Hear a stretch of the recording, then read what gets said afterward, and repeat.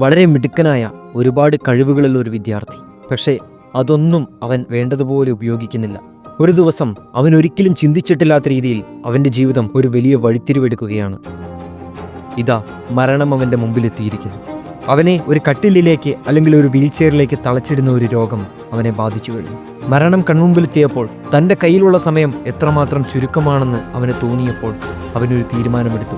ഇനി ഞാൻ ജീവിക്കുന്ന ഓരോ നിമിഷവും അതിൻ്റെ പൂർണ്ണതയിൽ ജീവിക്കും. എൻ്റെ കഴിവിൻ്റെയോ എൻ്റെ സമയത്തിൻ്റെയോ ഒരു തുള്ളി പോലും ഞാൻ നഷ്ടപ്പെടുത്തുകയില്ല. ജീവിതം ആസ്വദിക്കും, ജീവിതത്തിൽ കഷ്ടപ്പെടും. അന്നുവരെ അവൻ കണ്ട സ്വപ്നങ്ങൾക്ക് ജീവൻ വയ്ക്കുകയായിരുന്നു. അന്നുവരെ അവൻ പിന്നെയെന്ന് മാറ്റിവെച്ചതെല്ലാം അവൻ നേടിയെടുക്കാനായിട്ട് തുടങ്ങി. മറ്റാരുമല്ല, സ്റ്റീഫൻ ഹോക്കിംഗ് എന്നാണ് ആ വിദ്യാർത്ഥിയുടെ പേര്. ഓരോ ദിവസവും കഴിയുന്തോറും നമ്മുടെ ജീവിതം മുമ്പോട്ട് പോവുകയാണ്. നമ്മുടെ ജീവിതത്തിൻ്റെ അർത്ഥം നഷ്ടപ്പെടുന്നത് പോലെ നമുക്ക് തോന്നുന്നു. ഒരു ദിവസം നമ്മൾ എഴുന്നേൽക്കുമ്പോൾ ആ വലിയ തിരിച്ചറിവ് നമുക്കുണ്ടാകുന്നു. നമ്മുടെ സ്വപ്നങ്ങൾ നമുക്ക് നഷ്ടപ്പെട്ടു കഴിഞ്ഞിരിക്കുന്നു. നമുക്ക് പണ്ടുണ്ടായിരുന്ന ഒരു തീവ്രത ഇന്ന് നമുക്കില്ല. നമ്മുടെ ജീവിതത്തിൻ്റെ ലക്ഷ്യബോധങ്ങൾ നമുക്ക് നഷ്ടപ്പെട്ടു കഴിഞ്ഞിരിക്കുന്നു. നമ്മൾ പാസ്റ്റിലേക്ക് നോക്കുന്നു, നമ്മുടെ ഫ്യൂച്ചറിലേക്ക് നോക്കുന്നു, നമ്മുടെ കഴിഞ്ഞുപോയ അനുഭവങ്ങളിലൂടെ നമ്മൾ നോക്കുന്നു. നമ്മുടെ നഷ്ടപ്പെട്ട് ചിതറിക്കിടക്കുന്ന സ്വപ്നങ്ങൾ, നമ്മൾ അറിഞ്ഞോ അറിയാതെയോ നമ്മുടെ ജീവിതത്തിൽ നിന്ന് പതിയെ പൊഴിഞ്ഞുപോയ നമ്മുടെ പാഷൻ, നമ്മുടെ എനർജി, എന്തെങ്കിലുമൊക്കെ എക്സ്ക്യൂസ് പറഞ്ഞ് നമ്മൾ മാറ്റിവെച്ചിട്ടുള്ളതാകാം. അല്ലെങ്കിൽ നമ്മൾ പോലും അറിയാതെ നമ്മുടെ അലസതയിൽ പതിയെ മാഞ്ഞുപോയതാകാം. ആ സ്വപ്നങ്ങളെ നമുക്ക് തിരിച്ചു പിടിക്കേണ്ടതുണ്ട്.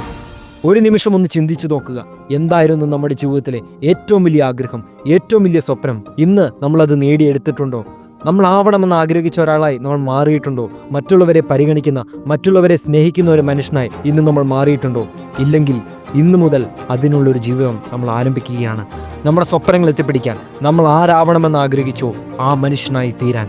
പിന്നെ എന്ന് പറഞ്ഞ് നമ്മൾ മാറ്റിവെച്ചത്, ഏതെങ്കിലും ഒരു ദിവസം, സം ഡേ എന്ന് പറഞ്ഞ് നമ്മൾ മാറ്റിവെക്കുന്നത് ഒരിക്കലും നടക്കില്ല. ഇന്ന് തന്നെ നമ്മുടെ സ്വപ്നങ്ങൾക്ക് വേണ്ടി നമ്മൾ അധ്വാനിക്കാൻ തുടങ്ങുന്നു. ഒരു കാര്യം നമ്മൾ മനസ്സിലാക്കണം, ഇന്ന് നമ്മൾ ആരംഭിക്കുന്നില്ലെങ്കിൽ നാളെ നമ്മൾ ആരംഭിക്കില്ല. എക്സ്ക്യൂസുകൾ പറയുന്നതിന് മുമ്പ് നമ്മളെക്കാൾ കഷ്ടപ്പാടുകളിലൂടെ കടന്നുപോയി നമ്മുടെ എത്രയും പോലും അവസരങ്ങൾ കിട്ടാതെ എത്തിപ്പിടിച്ചവരിലേക്കൊന്ന് നോക്കുക. അതുകൊണ്ട് നമ്മൾ പറയുന്ന എക്സ്ക്യൂസുകളല്ല യഥാർത്ഥത്തിൽ നമ്മളെ പിന്നോട്ട് വലിക്കുന്നത്. You cannot let excuses kill your big dreams. Chase your dreams even if you don't see anything. Like I always had this thing in my head about this road with no light and it's just my bike and the headlight. And there's a distance to which your headlight to go. That's all you can see. So I'm trying to go reach that distance, and I'm sure when I reach that distance I'll get the next light to the distance that I have to go further.